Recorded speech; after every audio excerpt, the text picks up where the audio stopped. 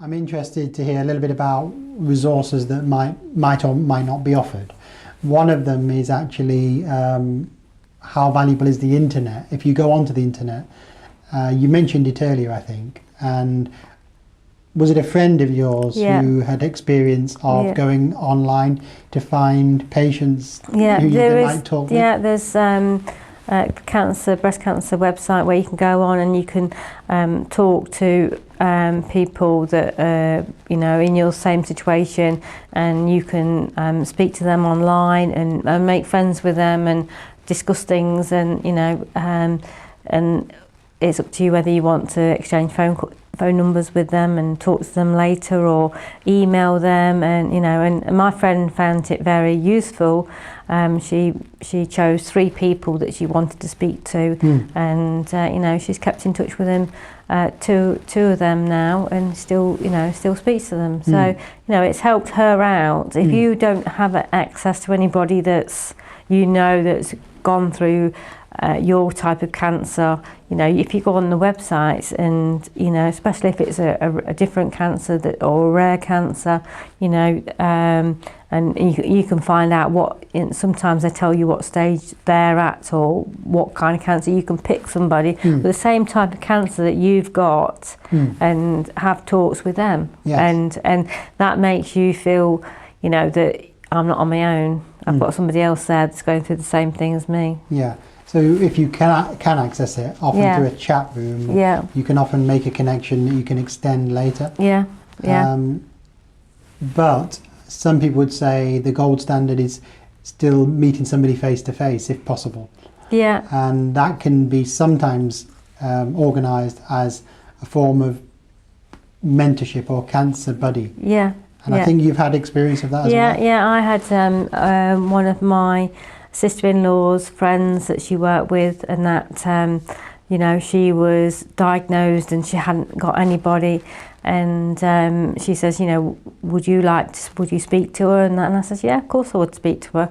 And she rang me up and we got chatting, and she said she was scared of going for her one of her meetings at the clinics, and that, and I said I'd come with her, and I went with her, and and then I introduced her to my other friends that I'd met, and so we had like a social network, and she was joined in, and and she still rings them up now and then if she needs help.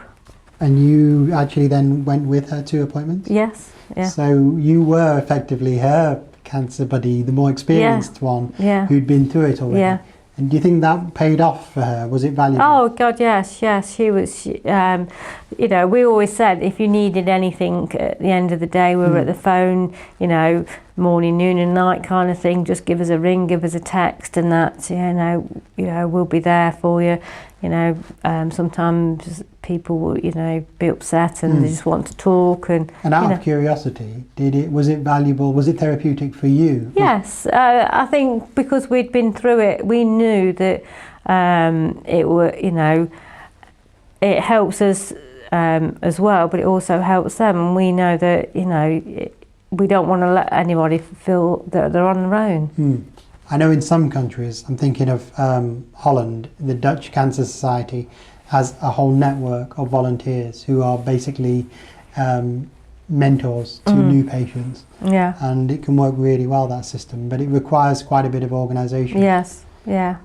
A proxy, a kind of an alternative to that is what we're doing here, which is to provide the pre-recorded stories. Yes.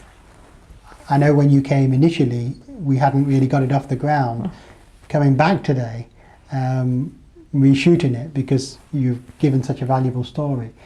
Do you think the video diary, although it's not maybe as powerful as the personal contact, could there still be something valuable in that? Yeah, because I think even when you see people that have gone through, that you might pick up of something I've said that, well, I feel the same as way as you do, and they'll think, well, I'm not on my own. I'm not silly for feeling like that. It's not just me. It's other people feel the same way. And if you can get people to talk and go, you know, not to sit there and worry all the while. You know, if you talk to somebody, you know, it doesn't always take everything away, but it helps, you know, for you to feel better at the end of the day. And speaking to somebody, and even if you're listening to somebody talking, you know that you're not on your own, and there's other people out there. That's it. In terms of your personal video, who would you like to see it ultimately?